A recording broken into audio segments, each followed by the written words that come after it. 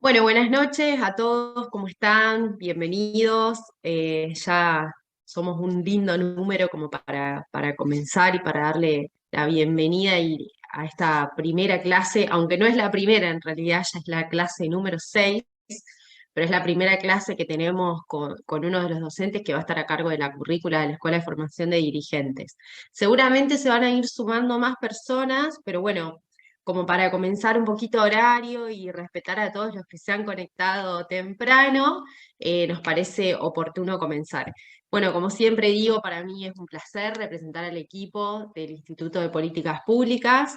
Es un placer que puedan estar compartiendo un día viernes este deseo de aprender con esta propuesta que traemos desde el instituto. Hoy tenemos el honor de poder escucharlo al doctor Gastón Muti. Gastón es doctor y licenciado, me va a perdonar si digo algo que no, pero es doctor y licenciado en ciencia política, también es docente, tiene, bueno, una currícula muy interesante que quizás él pueda presentar mucho mejor que yo. Va a ser un placer poder escucharlo. Como siempre digo, los invitamos a que tengan papel, lápiz, que estén atentos a poder recibir esta información maravillosa que seguro tiene para compartir con nosotros. Darte la bienvenida, Gastón, agradecerte en nombre de todo el partido demócrata progresista por brindarnos tu tiempo, por tu conocimiento también.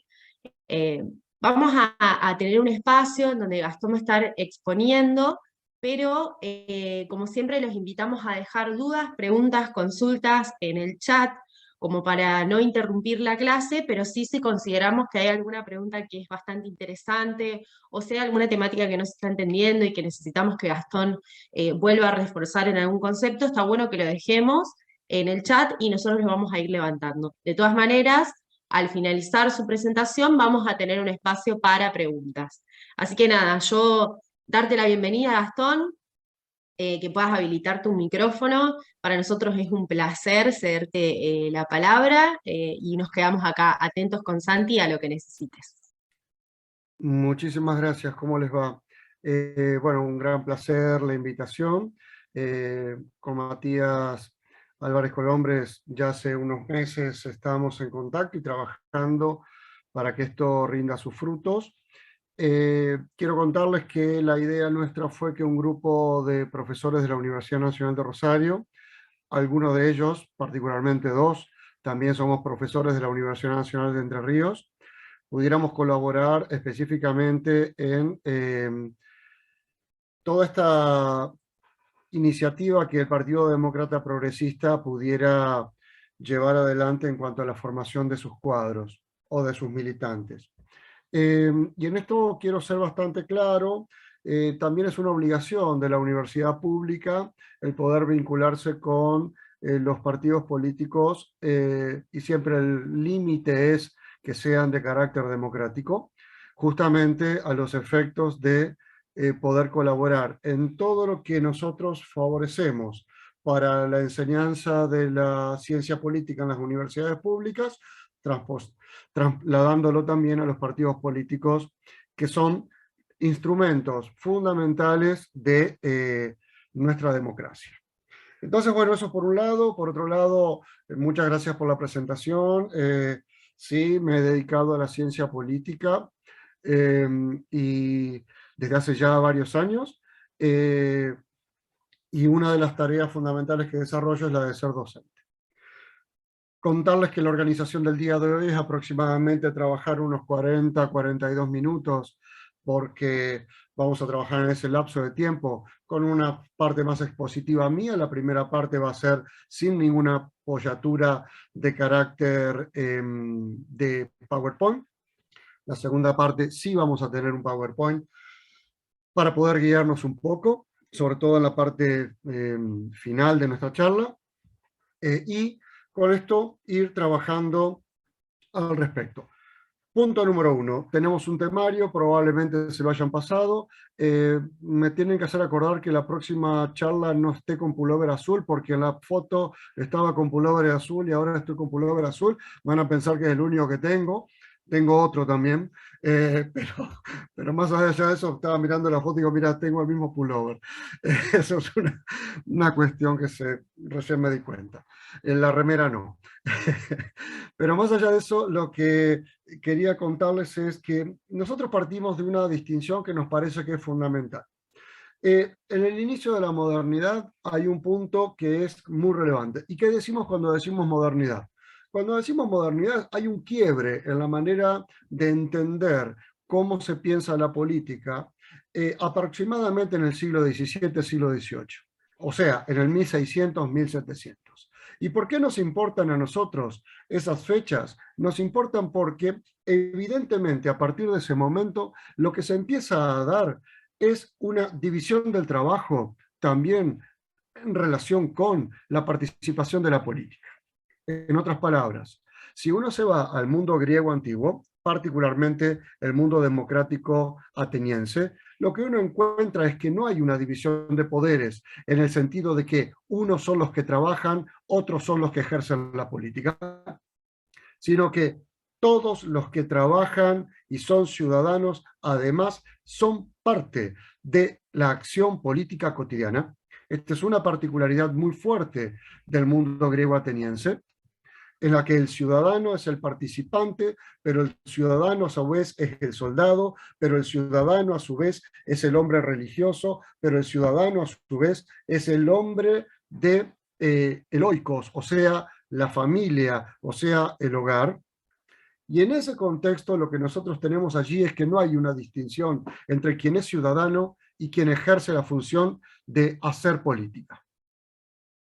Lo que la modernidad nos va a plantear a nosotros con muchísima claridad, pero también diferenciando de una manera muy precisa cuáles son los roles específicos, es que, en cierta manera, lo que nosotros estamos haciendo cada vez que ejercemos nuestro derecho de sufragio es elegir un conjunto de personas, hombres, mujeres, que son los que van a desarrollar la tarea específicamente política. Es como que el resto de la ciudadanía queda invernando, queda sin ningún tipo de acción política hasta los próximos comicios. Y esto es lo que lo hacía decir a Rousseau: los ingleses son ciudadanos una vez cada 2 años.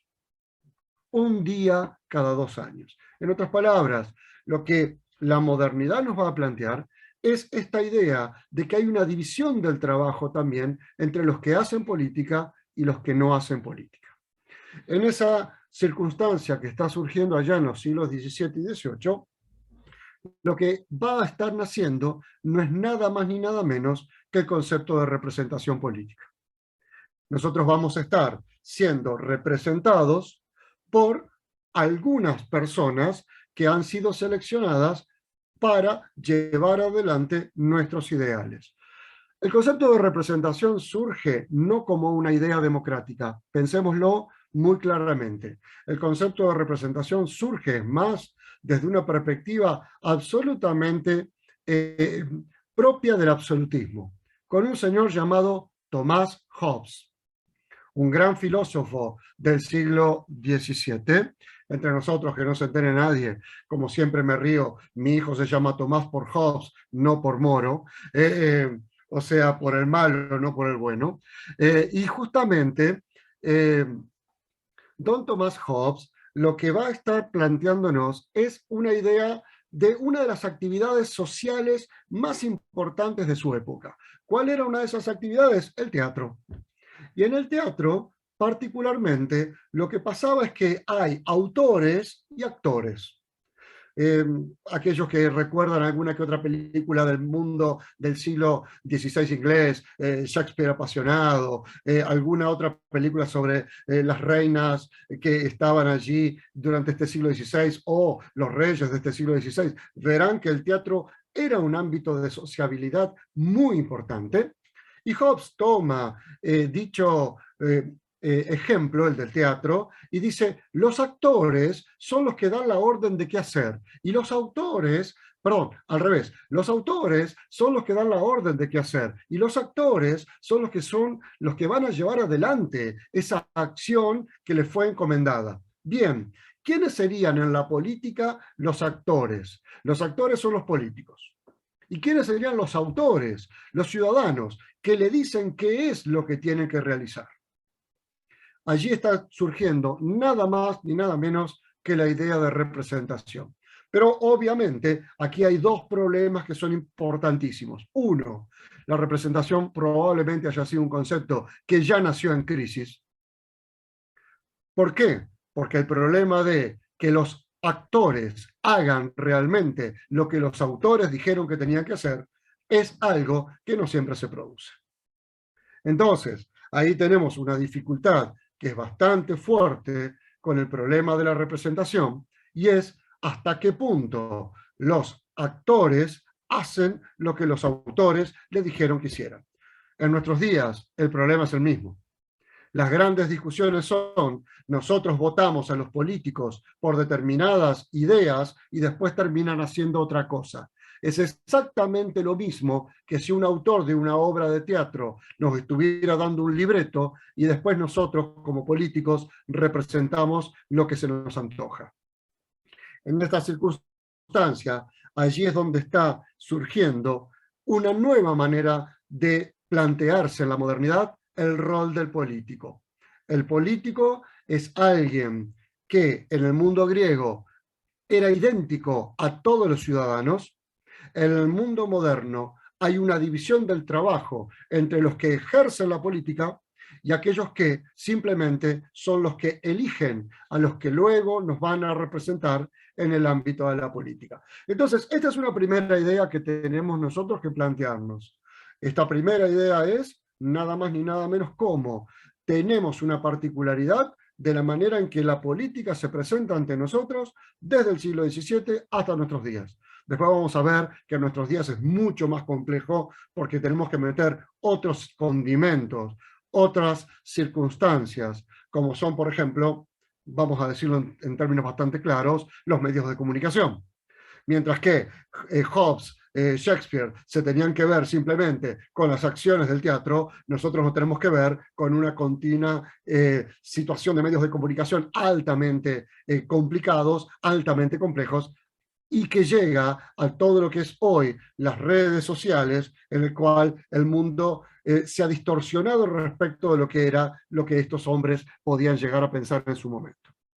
El segundo elemento que yo quería transmitirles a ustedes está relacionado con la diferenciación de dos artículos. ¿Por qué? Porque es muy común entre nosotros plantear, nosotros somos los profesores, una distinción entre la política y lo político. ¿Y por qué decimos la y lo? La política y lo político. Porque en la práctica, una de las cuestiones fundamentales que suceden es que nosotros mismos, aún personas que tenemos mucho interés en la participación pública, podemos llegar a decir, me tienen cansado los políticos, pero por otro lado sabemos que no es posible resolver cómo la sociedad puede mejorar sin la política. Entonces, ahí es donde la pregunta elemental ¿es buena o es mala la palabra política? Ahí es donde tenemos nosotros que ver hasta qué punto vamos a tener que plantearnos esta distinción. ¿Quién hace esta distinción? Bueno, muchos autores son los que hacen esta distinción. Por ejemplo, plantean que lo político es como nosotros nos pensamos como comunidad, cómo nos pensamos como miembros de algo en común, cómo nosotros nos pensamos en tanto sociedad, cómo nos pensamos en tanto la ley, en tanto la posibilidad de que todos seamos miembros de algo en el cual participamos.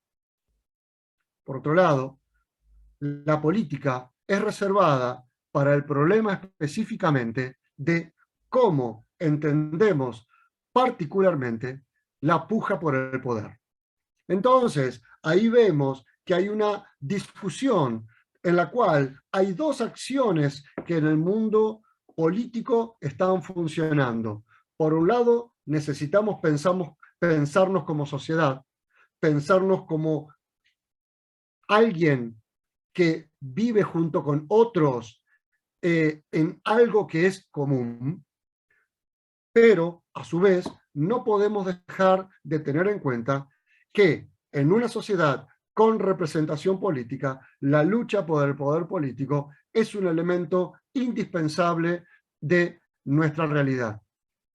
Por eso tenemos esta dualidad, la lucha por el poder y la necesidad de pensarnos como partes de algo igual, como ciudadanos.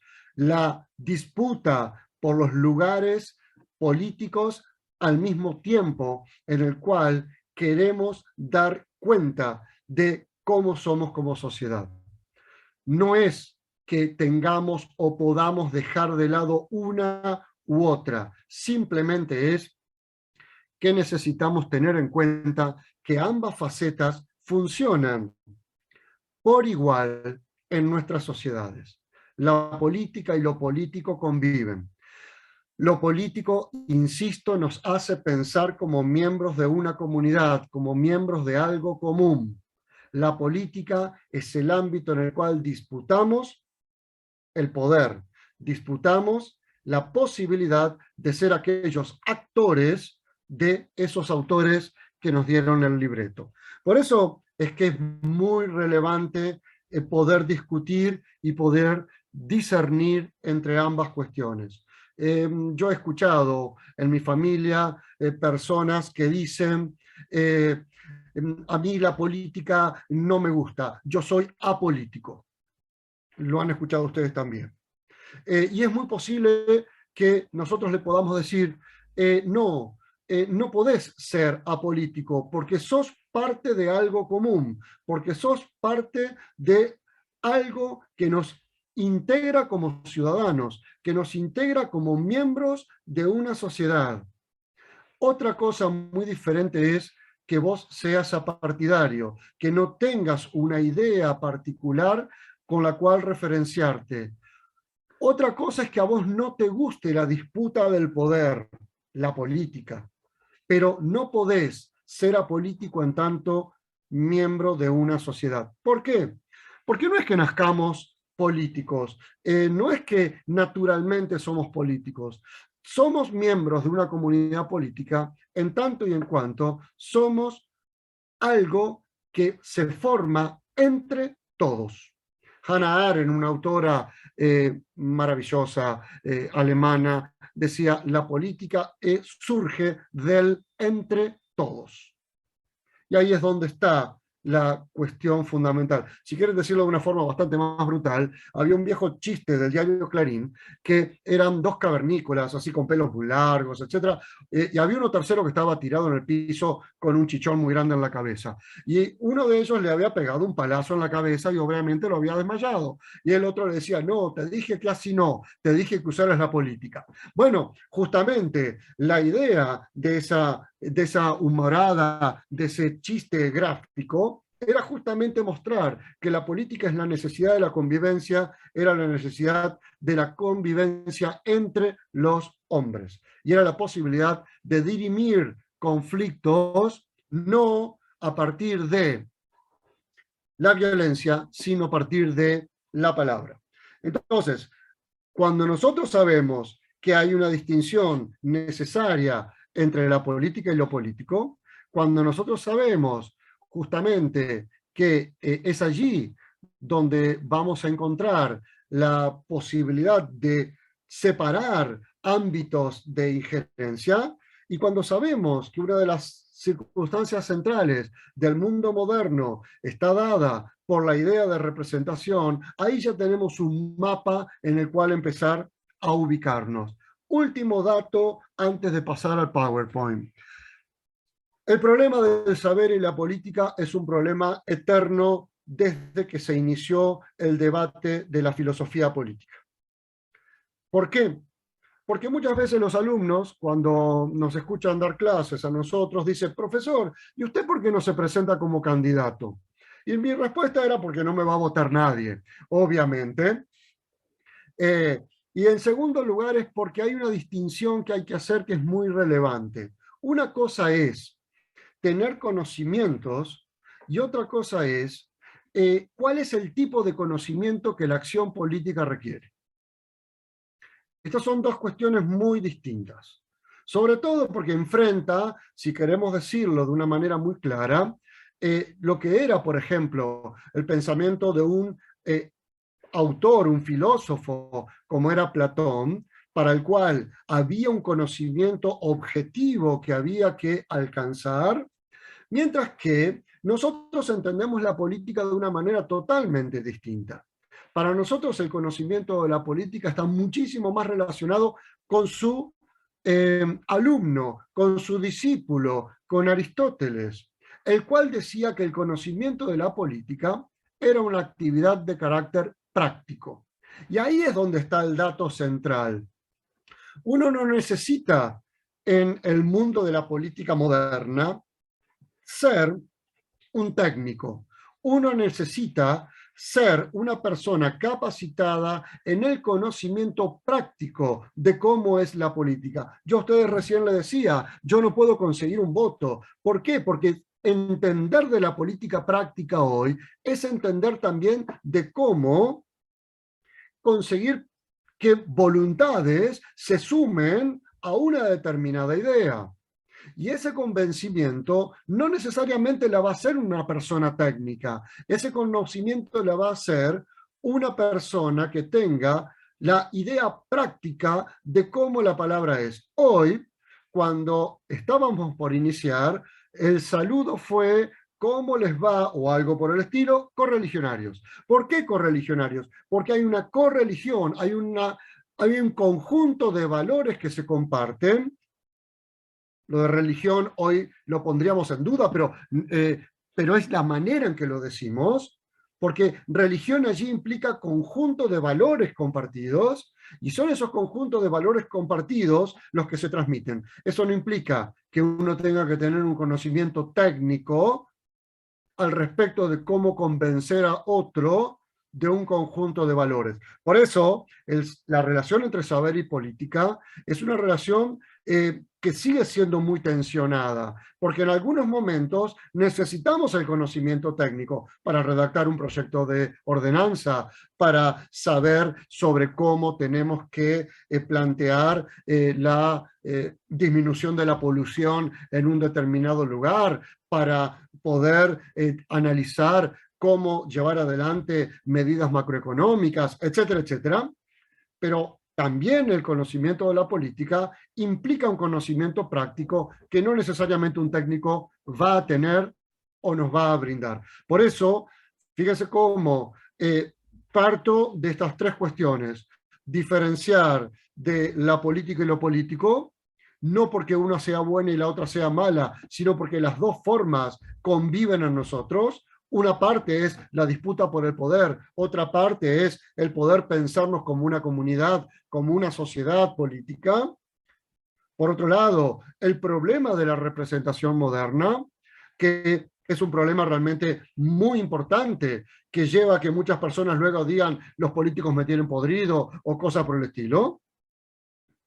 Y por último, esta idea de saber y gobernante. Saber mucho no implica ser buen gobernante. Y los ejemplos sobre grandes intelectuales que han sido estrepitosos fracasos como gobernantes pueden ser marcados con muchísima claridad.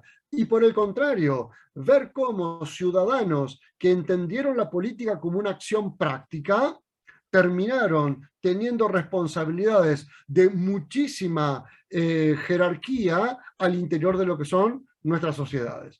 Por eso, ahí es donde me parece que tenemos que saber diferenciar de una manera bastante precisa.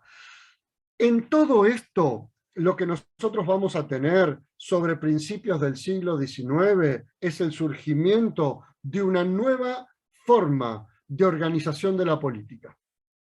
Y esa nueva forma de la organización de la política se llaman partidos políticos.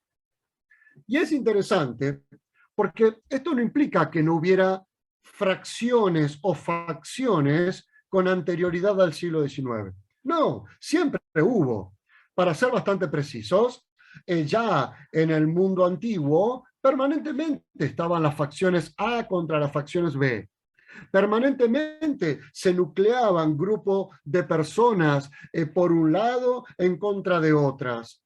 Eso lo vemos aún en la propia democracia ateniense, siglo V a.C. Lo vemos en toda la Italia medieval.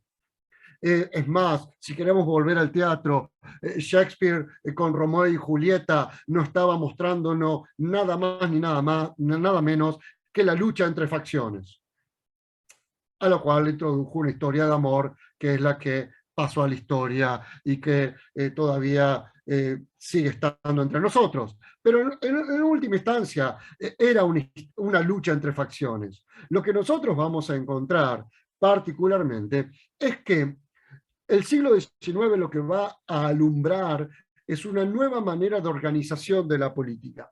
Y esa nueva manera de organización de la política es lo que nosotros vamos a conocer como partidos políticos. Punto número 1. Si nos ponemos a pensar, la palabra partidos significa parte. Y si uno quiere revisar literatura del siglo XVIII, durante todo el siglo XVIII los partidos políticos estaban muy mal vistos. Muy mal vistos. ¿Por qué estaban muy mal vistos? Porque se lo pensaban como el interés de un grupo minúsculo. Rousseau decía barbaridades sobre los partidos políticos. Los pensaba como uno de los principales destructores de la organización de la sociedad. En el federalista, en los Estados Unidos, en la discusión constitucional del siglo XVIII estadounidense, también los partidos políticos eran vistos como un problema. Por lo tanto, ya que estamos en una charla de un partido político, nada nuevo bajo el sol, gente. O sea, desde muchísimo tiempo atrás, nos vieron, podrían decir, como algo complicado. Usemos la palabra complicado para ser un tanto bondadosos con nosotros mismos que estamos charlando sobre este tema. Nos vieron como algo que era al menos disruptivo con las propias sociedades, que era una facción contra otra. Entonces, es allí donde uno puede encontrar perfectamente una de estas primeras características de lo que está surgiendo. Ya con el nacimiento de los partidos políticos en el siglo XIX, lo que vamos a encontrar es nada más ni nada menos que la política tratando de dirimir quién llega a los cargos públicos. Voy a compartir ahora unas pequeñas láminas con algunas gráficas, a ver si les parecen interesantes. Ustedes me dirán si se puede ver bien.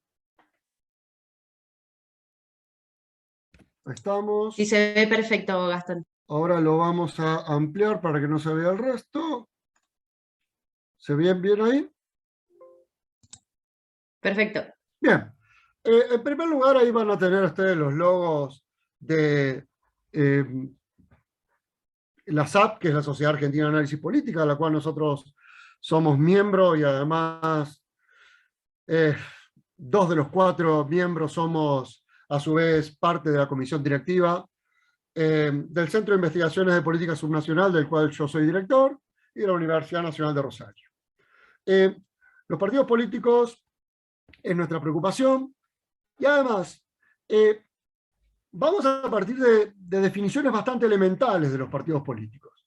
Y ahí ustedes van a empezar a ver algunos autores que yo no tengo problema de compartir esto después, así no tienen que andar tomando nota, pero que particularmente van a poder tener, y si ustedes quieren se los acercamos, porque la mayoría de esta información está digitalizada. ¿Qué es un partido político? Fíjense que Sartori directamente dice grupo político que compite en elecciones. No hay forma más mínima de definir un partido político que eso. ¿Por qué? Porque parecería que el único interés que hay es competir, acceder y representar. Punto. En esta definición no aparece el problema de la ideología, no aparece el problema de los valores, no aparece para nada algo más que el ejercicio de la política. discutamos poder político, discutamos quiénes alcanza el poder político. Y obviamente a esto podemos ir a otra definición que es la de Weir, en la cual, fíjense que también es buscar influencia y además, aquí sí en el punto B va a señalarnos, defiende más de un único interés social. Hasta cierto punto agrega intereses. Y este es uno de las cuestiones fundamentales.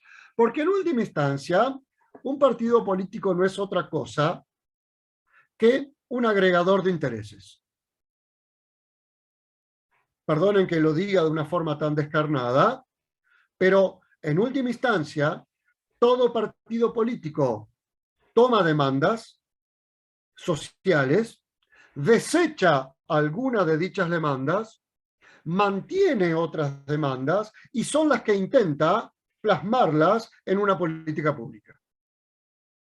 Pero en esta idea de cómo agregamos intereses, en la función fundamental del partido político, en última instancia, la que también está presente en la Constitución reformada de 1994 en nuestro país, es particularmente la idea de agregación de intereses. Los partidos políticos tienden a agregar intereses sin especificarnos qué tipo de intereses son. Pero lo interesante de esta cuestión es que los partidos políticos cuando nacen ya tenían estas funciones. Aquí lo que ustedes están viendo es un banquete previo a una elección. Y es interesante esta figura, porque lo que vamos a observar es que, aun cuando la política en la Inglaterra del siglo XIX era una actividad, específicamente de hombres, vamos a encontrar en esta reproducción, obviamente, banderas que están allí presentes, que significan los colores y además los símbolos de la parte, o sea, del partido del cual estamos hablando. Y el otro tema que es fundamental es que, evidentemente, en esto hay mujeres como hombres, como niños, participando del banquete, en el cual se sirven bebidas, en la cual los hombres se embriagan, en la cual los hombres comen y en la cual se esperan que nos voten. Nada nuevo bajo el sol. Por lo tanto, ¿por qué traer a colación estos banquetes del siglo XIX? Para también generar una cierta desmitificación de que la política en el pasado fue buena y en la actualidad es mala. Lo que nosotros vamos a tener es que particularmente la manera en que la política se ejercía en el siglo XIX tenía dificultades, como también la tenía en la democracia ateniense. En la democracia ateniense, sobre finales del siglo V, hubo que empezar a pagarle a los ciudadanos para que participaran, porque no querían ir a deliberar en las asambleas. Y estos ciudadanos que tenían que empezar a hacer pagos, lo que nos está demostrando es justamente un problema que nosotros hoy día discutimos, y es ¿cuál? La gente no quiere participar. ¿O no lo decimos también así? Entonces, observamos cómo las discusiones que podemos tener a lo largo de la historia del desarrollo de la política, como praxis, como práctica, es que muchas de las cuestiones que nosotros hoy vemos como cuestiones nocivas de la política no son para nada novedosas, sino que a lo sumo lo que tenemos es un celular de por medio. Pero que vamos a tener allí también estas discusiones precedentemente. Por eso, un partido es un competidor electoral y a su vez, un partido también puede ser visto como una colisión de grupos de intereses diversos. Y ahí es donde nosotros podemos empezar a entender que muchas veces estos partidos se asocian entre sí grupos que terminan coexistiendo, y en muchas oportunidades esa coexistencia no es necesariamente tampoco de una forma ideológicamente consistente. Lo que vamos a observar es que los partidos a su vez se subdividen, los partidos a su vez se fragmentan y enfrentan, los partidos a su vez se coaligan entre sí, y esto es una situación que nosotros vamos a entender que es muy común. Cuando nosotros analizamos la política argentina, podríamos decir latinoamericana, pero vamos a situarnos en la política argentina de las últimas décadas, obviamente lo que vemos es que la política cada vez más es una política aliancista. Es una política de construcción de coaliciones, donde coexisten partidos políticos diversos y a veces muy diversos, pero que tienen al menos un objetivo en común, aunque más no sea sacar a otro del poder o mantener el poder. Por eso, allí, en esta parte, en esta definición número 2, o en esta visión número 2 del partido político, lo que vamos a tener es esta idea de coalición de grupos de intereses diversos. El tercer punto tal vez sea el que sea más interesante. ¿Por qué? Porque introduce una idea de que es imposible pensar el partido político sin una ideología. Y esto es una de las cuestiones bien relevantes a las cuales ustedes se dedicaron en encuentros anteriores. Se dedicaron a charlar, a discutir, a presentarse, incluso un conjunto de ideas, valores, puntos de vista en común, que nosotros podemos resumir con la palabra ideología, que convive en lo que es el partido político. Y por último, el partido político como una institución. Y cuando decimos que es una institución, lo que estamos señalando allí es que el partido político está más allá de los propios miembros que los integran. Es algo que puede ser visto más como una persona jurídica que como un conjunto de personas físicas, para utilizar una terminología de carácter jurídico. Entonces, ahí es donde ustedes podrán observar que el partido político como institución es lo que está reflejado ¿dónde? Nuevamente, en la Constitución de 1994 de nuestro país, en la reforma que se realiza y que le da un lugar a los partidos políticos como únicos actores que son parte de la capacidad de elegir representantes. O sea, una asociación civil no puede presentarse a una elección. O sea, una persona individualmente no puede presentarse a una elección. ¿Y qué es lo que estamos viendo en los últimos tiempos? Estamos viendo cómo hay facciones políticas que empiezan a tratar de encontrar, ¿qué cosa? Un partido que los cobije para poder presentar sus candidaturas. Lo que en algunos casos se ha llamado partidos de alquiler. Seguimos viendo aquí cómo se votaba en la época. Observamos que la política era un asunto de hombres. Observamos que las mujeres están relegadas a los costados de esta reproducción o arriba. Observamos también que hay un conjunto de figuras que representan particularmente el circuito electoral en el cual estos hombres están eligiendo quién va a ser su representante, y también vemos que hay una mesa en la cual se encuentran personas bebiendo permanentemente. Esto hace que la política tenía estas características muy particulares en el inicio del siglo XIX. Y es muy importante también recordar, y como Marcela Ternavasio, historiadora magnífica de la Universidad Nacional de Rosario, mamá de la historiadora, esto es parte de chusmerío, mamá de la historiadora que está en el programa de Carlos Pagni, y que siempre habla allí, bueno, Marcela, que es rosarina, la historiadora que está con Carlos Pagni, también es rosarina y es egresada de aquí de la Universidad Nacional de Rosario. Marcela Ternavasio que ha estudiado de una forma muy significativa todas las elecciones que hubo en la década de 1820 en nuestro país.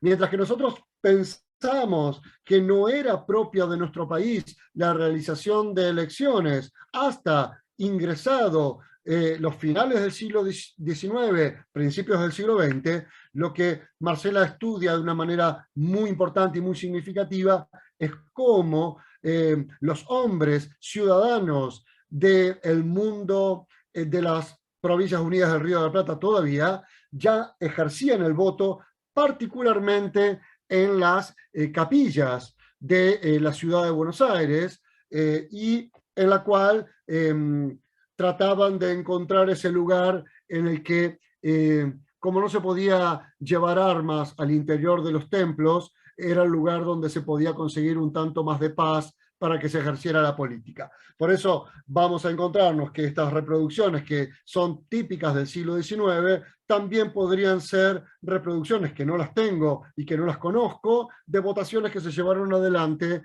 en el siglo XIX en nuestra ciudad de Buenos Aires, por ejemplo. Recordemos todavía que en la ciudad de Buenos Aires, hasta no hace mucho tiempo, todavía los circuitos electorales se llamaban parroquias. ¿Por qué? Porque se votaban en la circunscripción de cada uno de los templos en los que se llevaba adelante los comicios. Vamos a ir cada una de estas cuestiones a ir desagregándolas. Veamos ahora. La primera cuestión que nosotros podemos ver es entender a los partidos políticos como competidores electorales. Y esto es importante porque estaríamos con esta definición reduciendo la idea de partido político simplemente a ganar elecciones y hacer que los miembros accedan a instituciones del sistema político. Y esto, sinceramente, para partidos políticos que intentan tener un conjunto de valores, proteger esos valores, desarrollar esos valores y plasmar esos valores en políticas, parecería que es una definición muy estrecha de lo que el partido político es. Sin embargo, yo quisiera recordarles a ustedes que hemos tenido presidentes electos que han expresado una vez de ganar las elecciones algo así como: si yo le decía lo que iban a hacer, no me votaban.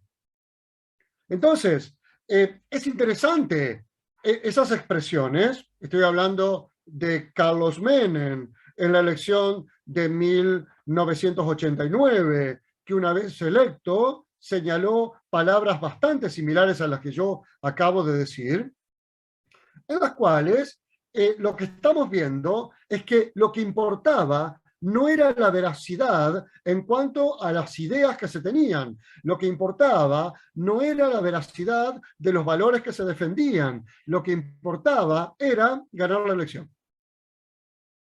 Entonces, vamos a encontrarnos en muchas oportunidades que el objetivo central del partido político puede reducirse específicamente a este tipo de situación en lo que el ganar la elección es el punto central. ¿Por qué? Porque lo que importa es la victoria electoral y la conquista del gobierno. ¿Por qué? Porque son buscadores de metas y acciones como producto de intentos para realizar esas metas, y a lo mejor realizar las metas es colocar militantes en los cargos públicos y a su vez financiar la propia estructura partidaria. ¿Por qué? Porque, y esta es una expresión bastante importante, funcionan como empresarios que venden la política a cambio de votos. Y vamos a observar que en muchas oportunidades los partidos políticos parecerían, en algunas circunstancias puntuales, ser más similares a esto que estamos diciendo que a otra cosa. Es algo así como aquella célebre expresión de Groucho Marx, el humorista, no Marx Carlos, el filósofo y economista, Groucho, el humorista norteamericano, de los hermanos Marx, que decía, tengo principios muy firmes, pero si no les gusta, tengo otros. Entonces, justamente esta idea de que podemos cambiar de principios sin ningún tipo de problemas, es donde nosotros podemos observar esta idea de la política como una actividad de empresarios que cambian votos por determinado conjunto de acciones. Por eso vamos a ver que aquí tenemos otra lámina de otro momento de votación en elecciones inglesas, nuevamente una acción típicamente masculina, nuevamente banderas donde se convocaba el ejercicio del voto, un tablado de madera construido donde se llevaba adelante el acto comicial y interesante la vestimenta de los hombres, porque nos está mostrando a hombres que particularmente están bien vestidos para la época, lo cual nos habla de que la política todavía era algo y las elecciones eran algo propio de grupos minoritarios. Nos está hablando de que estamos en presencia de hombres ricos, hombres propietarios, hombres que podían ejercer su función política gracias a esa condición. Obviamente, si vamos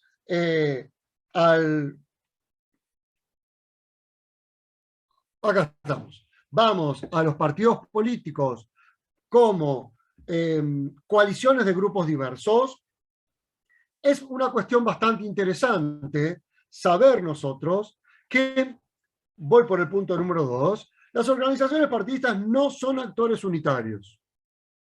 Y esto no es un punto negativo. ¿Por qué? Porque justamente si hay algo que caracteriza a los partidos políticos es su diversidad de estructuras al interior y su debate interno, porque no son actores unitarios. Otro partido político de nuestro país se dice que cuando uno encuentra a 3 radicales juntos, ya hay una interna. Y justamente es eso, porque en última instancia es esta idea de que no son actores unitarios. Bueno, los radicales tienen un problema y es que permanentemente viven en el mundo de las internas, porque es una especie de cultura institucional que el propio partido tiene, pero esta idea está reflejada por esta sensación de que las organizaciones partidistas no son actores unitarios. Y esto no es un problema, el que no sean actores unitarios, porque en última instancia lo que está diciéndonos es que hay grupos sociales diversos al interior de los partidos y porque hay intereses diversos. Esos intereses pueden ser de carácter regional, esos intereses pueden ser de carácter social, esos intereses pueden tener distintos tipos de clivajes, o sea, de cortes en los cuales nosotros podamos encontrar a esos grupos sociales. Igualmente, observemos que seguimos estando ante la idea de que luchan por acceder a las instituciones. Pero acá, en lugar de tener una visión mucho más empresarial, como en la lámina anterior, la idea acá es luchar para tratar de llevar adelante ¿qué? Bueno, esos intereses de carácter sectorial, esos intereses de carácter propio de cada uno de los grupos sociales. Compiten entonces esos intereses y esas motivaciones pueden ser ideológicas, como podemos encontrar hoy en el gobierno nacional, cuando discute distintos sectores del Frente de Todos por cuestiones muy arduas ideológicas. Políticas pueden ser también intereses que diferencian cómo cada uno quiere ubicarse al interior de la estructura partidaria inclusive, o territoriales. Bueno, no les voy a contar nada nuevo a ustedes si les digo que nuestra provincia de Santa Fe históricamente estuvo dividida entre intereses del norte e intereses del sur. No les voy a estar contando nada nuevo a ustedes cuando les puedo decir que obviamente no es lo mismo el oriente de la provincia de Córdoba que el occidente de la provincia de Córdoba. No les voy a estar diciendo nada nuevo a ustedes cuando les diga que una cosa es el Gran Buenos Aires y otra cosa es el resto de la provincia de Buenos Aires. Diferencias de carácter territorial. Y, a su vez, porque estas cuestiones, aunque parezcan en muchas oportunidades que son mínimas, llevan también a que haya un elemento unificador que permita aglutinar a estos diversos intereses. En muchas oportunidades, estos intereses no son unificados únicamente por ideas, sino que también son unificados por líderes. En el caso específico del Partido Demócrata Progresista, nadie puede discutir que la figura de Lisandro de la Torre fue un líder unificador de intereses que representaban a grupos sociales diversos. Y en esa idea de unificación, lo que vamos a encontrar es cómo se mantiene la estructura y la lógica de un partido político. 3 minutos me quedan. Por lo tanto, vamos a ver que, al revés, aquí ya ganó uno de los candidatos. Y el candidato está siendo llevado en una silla por otros hombres. Aquí adelante hay un hombre con un garrote que intenta agredirlo porque obviamente no lo ha querido votar. Un cerdo que sale corriendo, supongo que debe ser para que no se lo coman. Y obviamente la política también nos mostraba en este siglo XIX estas particularidades de la efervescencia postelectoral cuando alguien había triunfado. Vemos que hay también un hombre tocando música adelante, lo cual parecería que los globos amarillos no son una idea tan novedosa. Por eso,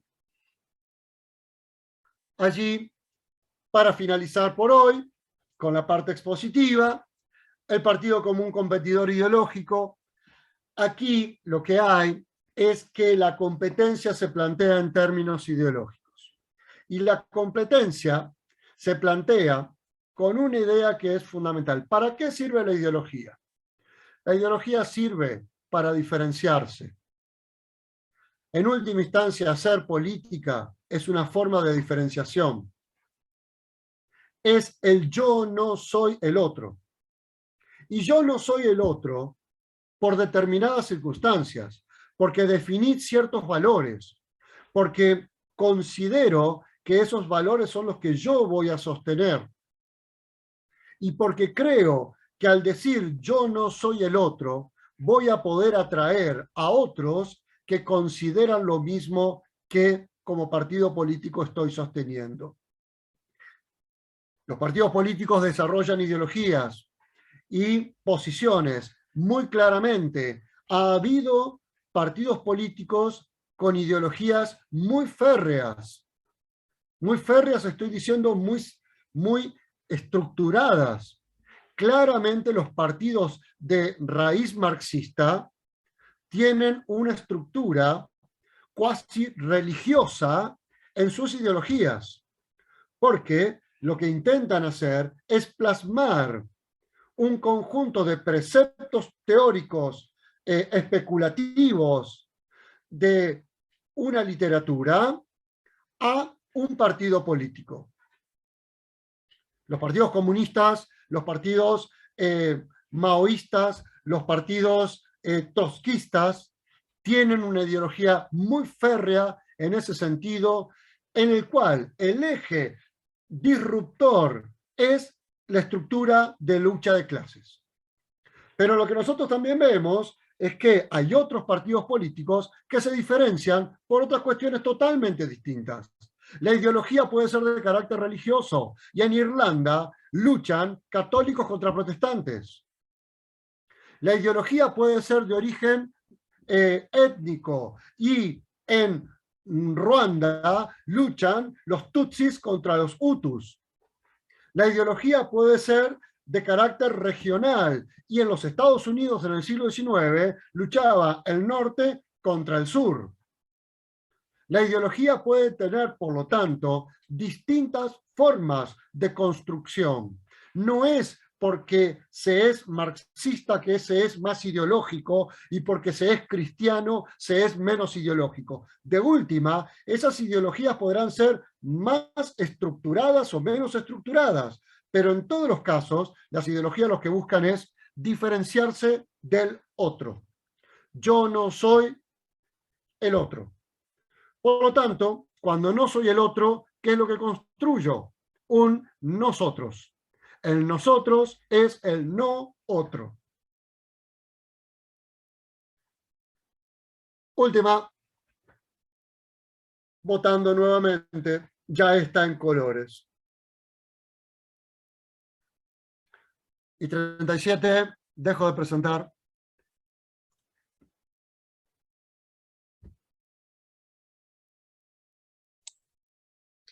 No pude leer Bueno, nada no, de lo que iban escribiendo.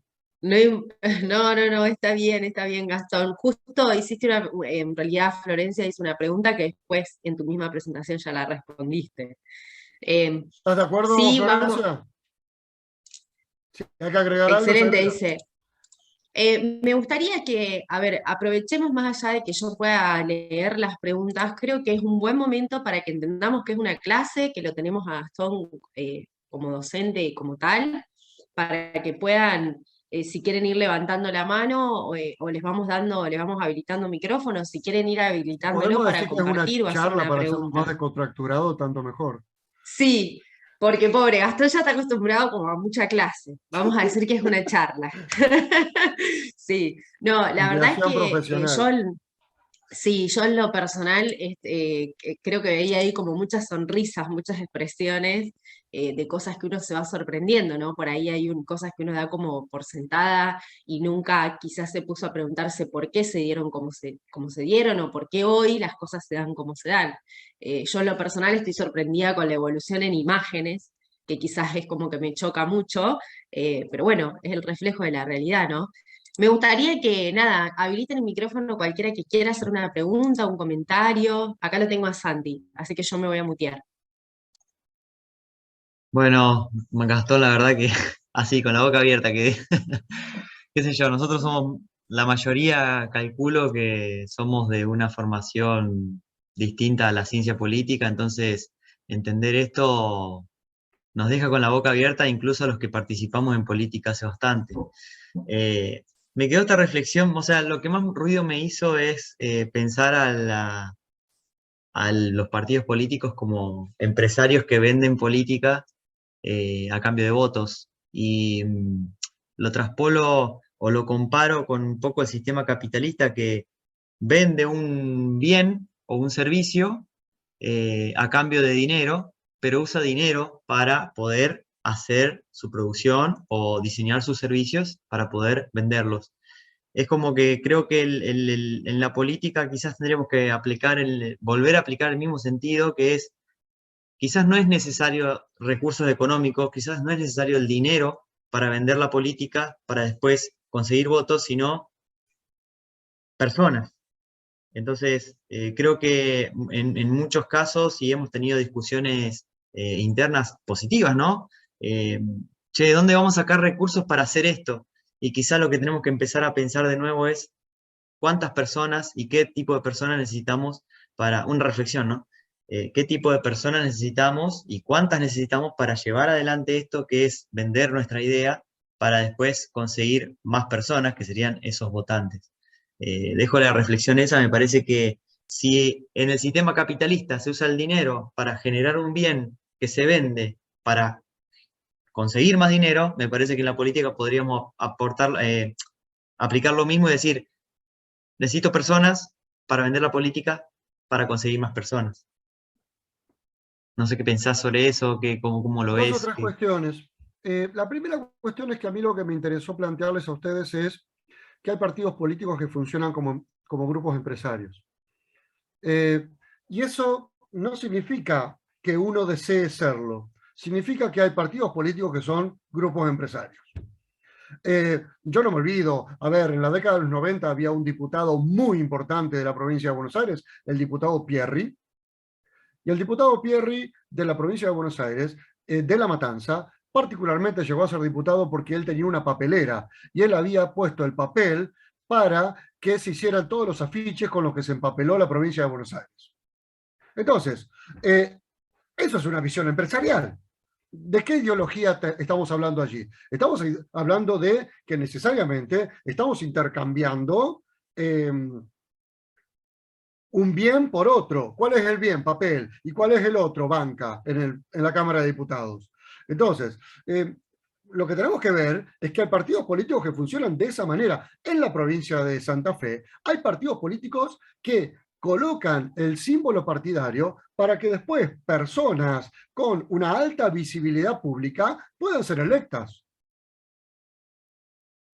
No nos vayamos muy lejos. Luego de todo el debate con el tema de la despenalización y la legalización del aborto, la señora Granata obtiene una banca en la Cámara de Diputados de la provincia gracias a un partido de alquiler que posiblemente no tenía nada que ver en la cuestión ideológica con la propuesta que se estaba haciendo. Entonces, estamos allí ante situaciones en las cuales el partido político se convierte en un mero trampolín para llegar a una determinada circunstancia. Hay empresarios que lo logran de esa manera, hay sindicalistas que lo logran de esa manera, hay líderes sociales que lo logran de esa manera. Y vamos a encontrarnos, podemos nombrar la cantidad inmensa de empresarios que han terminado siendo dirigentes políticos, pero que en realidad llegaron con una idea mucho más empresarial del partido político que otra cosa. Entonces, mi interés era decirles, cuando nosotros analicemos la política, sepamos que aunque nosotros no querramos ser eso, eso sucede. Y eso es el punto que me parece importante. La personalización de la política, cambio la palabra empresario si quieren, porque puedo poner deportista de excelencia, puedo poner humorista con alto nivel de conocimiento, puedo poner empresario con alta capacidad de financiamiento, puedo poner músico con una larga trayectoria en el mundo de la diversión. O sea, fíjense cómo yo estuve nombrando, sin poner nombre y apellido obviamente, pero me iba acordando provincia por provincia, yo estuve poniendo casos específicos de personas que usan el partido político como si fueran empresarios. O sea, es algo que te permite llegar a otra cosa. En esta idea de que cuanto más conocido, mejor es. Perdón, y no hay partido que se salve de eso. Ni siquiera el PDP. Las caritas, che, terrible. No, pero porque son estrategias electorales. Sí, es verdad. Y yo no las cuestiono. Hasta pueden ser muy respetables. Porque cuando vienen los asesores de imagen, te dicen, ¿quién es el más conocido de ustedes? Porque es lo que primero te van a decir. Pero no estoy enjuiciando a nadie. Estoy diciendo que hoy te vienen a decir cómo miden. Y cuando te dicen la palabra cómo miden, lo que te están diciendo es qué nivel de conocimiento público tienen. Acá lo tengo a Lucho que hace un comentario en relación a eso que dice en el último tiempo muchos periodistas que se incorporaron a Sí. partidos políticos, podría ser otro ejemplo, otro caso. Gracias, Lucho, por recordármelo. Me había Sí. olvidado. A ver, el señor Lewandowski. A ver, en el Frente de Todos, candidato a concejal, el primer candidato de la ciudad de Rosario, periodista. En la ciudad capital de la provincia, el intendente es periodista. El principal candidato del partido, creo que gobierna actualmente la ciudad de Rosario, a concejal, periodista.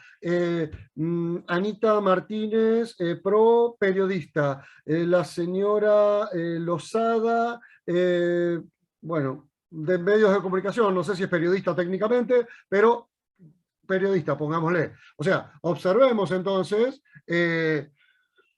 cómo el mundo del periodismo también es, antes era el deporte, ahora es el periodismo, parece lo que genera el nivel de visibilidad.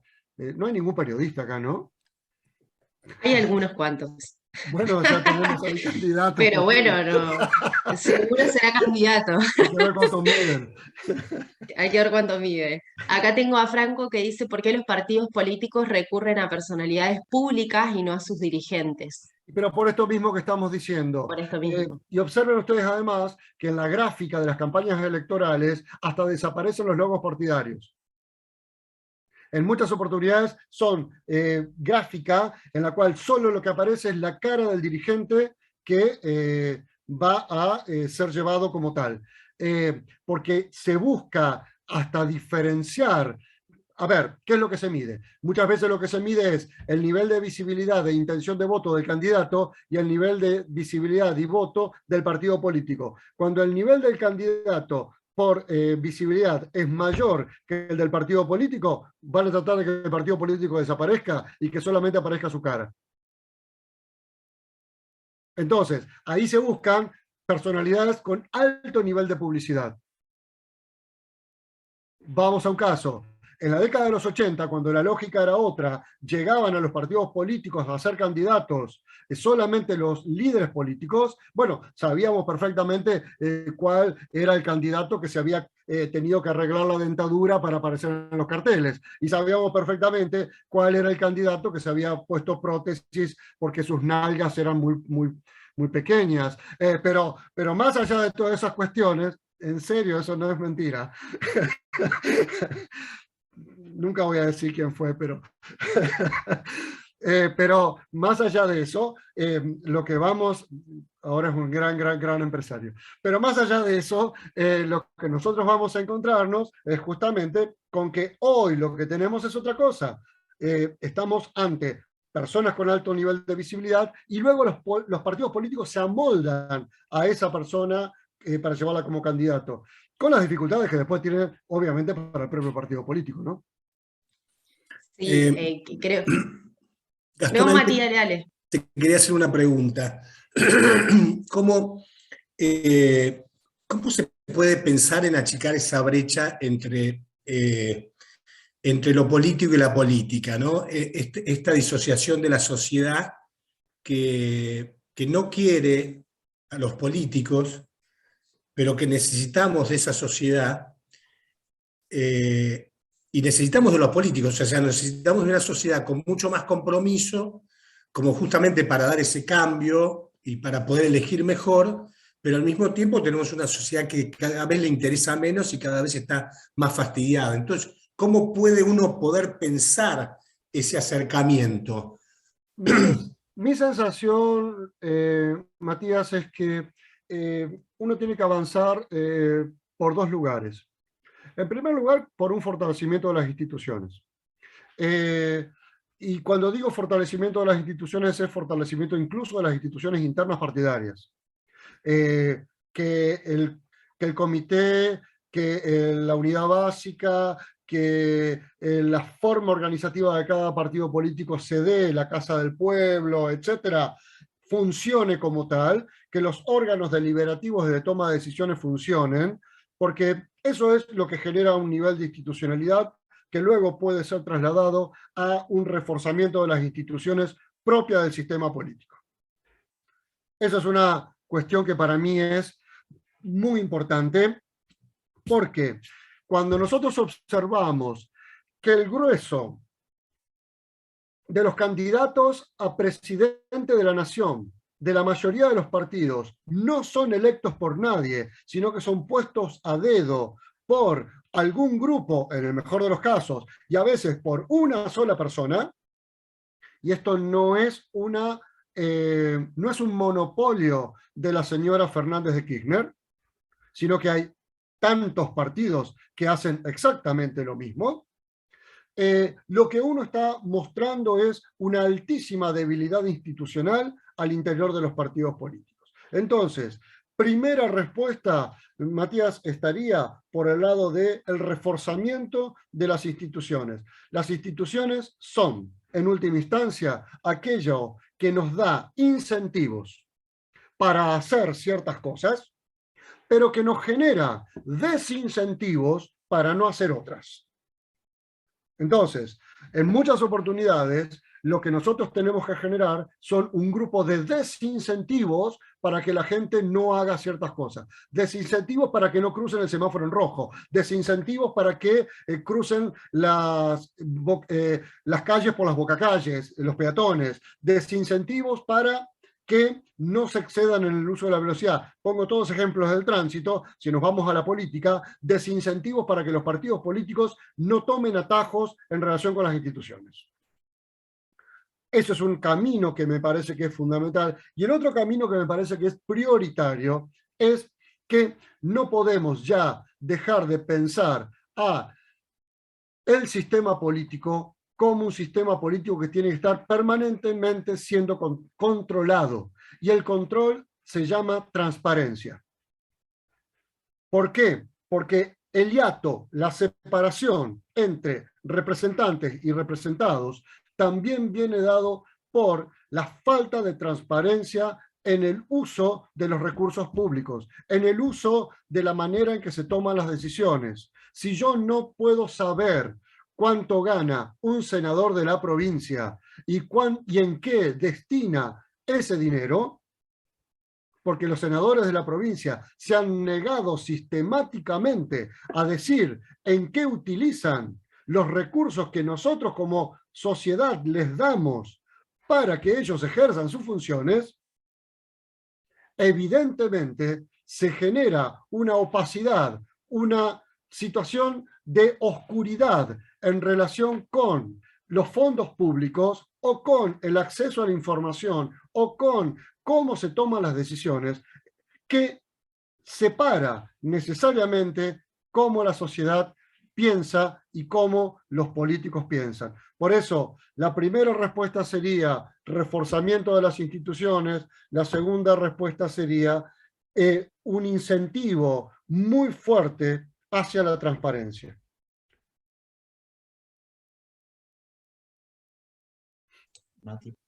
Genial. ¿Hay alguien que quiera hacer otra pregunta, que quiera habilitar su micrófono? Ahí, si me permitís, Celeste. Sí. Hola Gastón, buenas noches, muy interesante tu charla. Siguiendo un poco la línea de lo que planteaba Matías, me preocupa mucho, primero me pareció muy claro, como dice Santi, esto de lo conceptual, para quienes no venimos de las ciencias políticas, me pareció muy interesante lo de alguna manera, los actores, el parangón que hiciste con el teatro, digamos, quiénes son los autores y quiénes son los actores, y tratando de buscar, a ver, por mi edad, mi primera experiencia fuerte como ciudadano en procesos democráticos fue en la década del 80, donde lo primero que tenía que tener uno era un programa de gobierno. Estábamos lejos de las redes, de la publicidad y de esto del marketing. Y me preocupa mucho porque, si bien vos no haces un juicio de valor, creo que estás transmitiendo una realidad, cómo funciona hoy la cosa, es muy preocupante. Y ya no lo digo para la sociedad solamente, para nosotros, como partido político, que en vez de tratar de escribir el mejor libreto y prometer que lo vamos a cumplir, no lo que hizo Menem, como bien vos nos recordaste, parecería que a la gente no le interesa. De allí los surgimientos de los Trump, de los Bolsonaro, de los Milei, de alguna manera catalizando este descontento general. Pero nosotros tenemos una obligación, me parece, como partidos políticos, que es mejorar la política, cambiar la realidad a partir de propuestas. Siempre decimos, los problemas de la política se resuelven con más política, no con menos, y con mejor política. Ahora, si las reglas de juego parecen ser estas más marketineras, bueno, a veces podemos encontrar personas que reúnen, que comparten nuestra religión, son correligionarios nuestros valores, y que a la vez son muy conocidas. Aldo Pedro Poy en Rosario. Pero muchas veces no tenemos en las distintas ciudades o pueblos esa posibilidad. Y por otro lado, lo que como partido, yo en lo personal y como partido, es parte de lo que tenemos en común, no queremos dejar de lado ese pensamiento. No queremos traer a cualquier periodista, cualquier futbolista, cualquier bailantero, solo por ser conocido, si no compartimos esos valores. Y ahí me parece, yo en lo personal me encuentro en una especie de círculo vicioso o de no poder ver la salida, porque entiendo las reglas de juego, y hay que ser un poco más pragmático, no tan teórico, pero por otro lado, ¿cómo rompemos esta? Y entiendo lo que decís, ¿no? Fortalecemos las instituciones, fantástico, pero parece no ser suficiente, sobre todo para los partidos que somos chicos. Mi sensación es que todavía la política sigue siendo fundamental la territorialidad, el territorio. La política no es únicamente virtualidad y no es solamente redes sociales. La política funciona mucho en las redes sociales. Ustedes se van a dar cuenta si intentan buscarme. Yo no estoy en las redes sociales. No tengo redes sociales, no las uso, tengo una percepción de que pierdo muchísimo tiempo en ellas, etc. Entonces he decidido no estar allí. Solamente tengo un Facebook muy aburrido y académico, obviamente, y en el cual lo tengo como forma también de contacto, como correo electrónico para mis estudiantes. ¿Por qué empecé diciendo que la territorialidad sigue siendo importante? Porque si no, vamos a caer es que todo es imagen, Horacio. Y la respuesta es que no todo es imagen. Porque si no, yo tendría que estar de acuerdo con la expresión de McLuhan cuando él decía una imagen vale más que 1000 palabras, y yo no coincido necesariamente con esta expresión de este sociólogo de la comunicación cuando expresaba eso, porque muchas veces también tenemos imágenes que falsean la realidad. El ave empetrolada, que fue fundamental en la decisión estadounidense como propaganda para invadir Kuwait, ese ave empetrolada jamás existió en Kuwait. Era un ave que había sido sacada de la foto en otro lugar.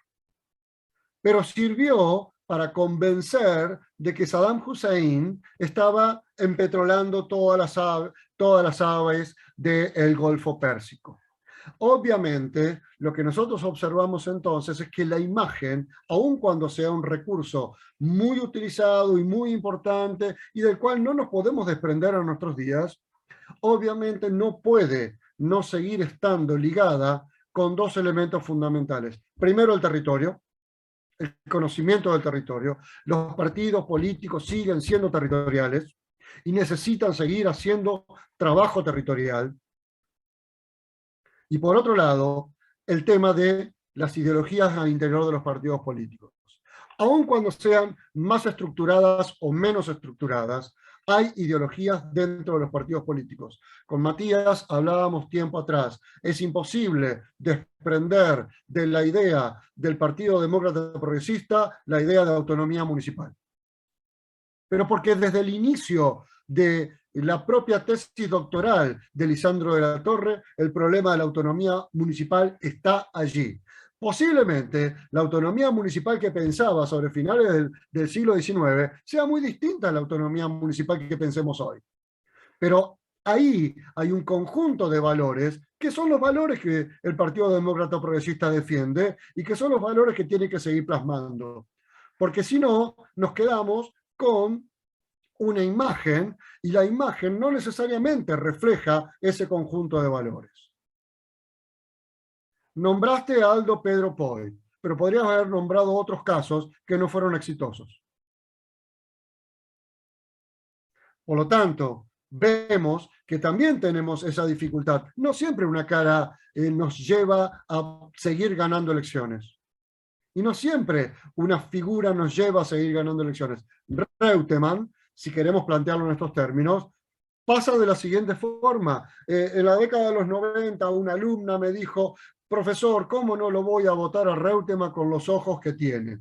Bueno, era un argumento para esta señora, pero evidentemente Reutemann luego necesitó que hacerse afiliado al Partido Peronista. Reutemann necesitó que ser presidente del Partido Peronista a nivel de la provincia de Santa Fe, y Reutemann necesitó que convertirse en un líder peronista a nivel nacional, con lo cual hacerse un hombre de partido. Y eso es lo mismo que le pasó a Palito Ortega. Y eso es lo mismo que le ha pasado a muchos dirigentes políticos de distintos partidos políticos. Se hacen líderes partidarios. Posiblemente Aldo Poy no pensaba ser un líder partidario cuando estaba jugando al fútbol, pero se hizo y se convierte en un líder partidario. Entonces, lo que uno también tiene que observar es no solamente cómo se inician esas carreras políticas, sino también el problema de cómo continúan, porque se terminan haciendo hombres de partido, algunos, otros no. Y ahí es donde está la diferencia. Pero Horacio, reitero, es verdad lo que vos decís. Lo primero que se repartía en la década de los 80 eran las plataformas partidarias. Es más, si vamos a la ley de partidos políticos, los partidos políticos están obligados a tener plataformas partidarias y entregarlas a la justicia electoral.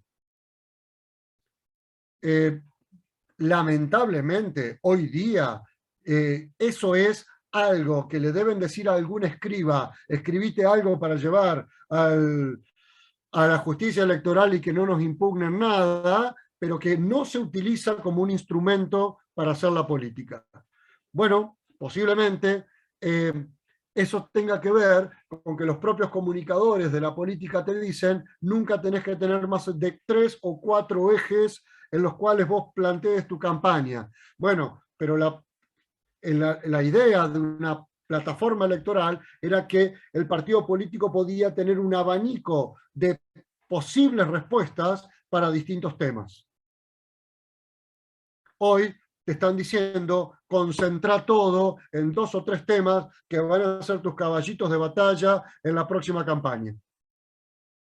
Entonces ahí tenés esa tensión muy fuerte, que es: ¿le hago caso a los que quieren que haga la campaña electoral o le hago caso a mis convicciones que están relacionadas con hacer una oferta electoral que pueda tratar de manejar distintos temas al interior de lo que son las demandas sociales? Lo mío es todo muy pesimista, Horacio. O muy realista. Bien.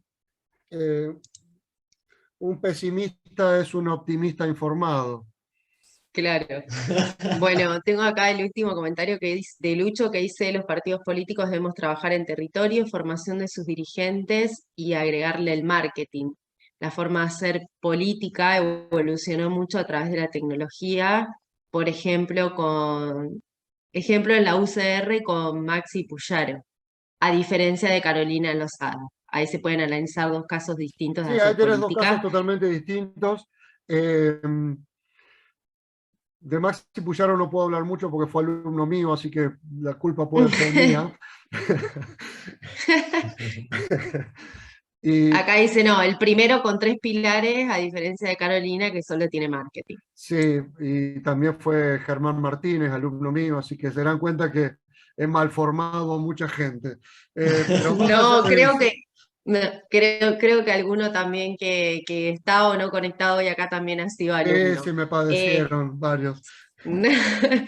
Bueno, ya estamos en horario, no sé si No, pero Gastón coincido querés con lo que se decía hacer recién una... respecto de lo de Lozada y de Puyaro. Ahí vos tenés una persona como Puyaro que ha tenido una idea de construcción política al interior de su partido, y tenés el caso de Lozada, que es una construcción de un sector partidario dentro de la UCR con una baja capacidad de presentar candidatos para poder ser electos, pero que tienen una muy buena capacidad de marketing, de poner una persona con alto nivel de conocimiento, y vamos a decirlo con términos bastante precisos, y que puede traccionar a un conjunto de dirigentes que están por debajo, que de otra manera jamás hubieran sido electos.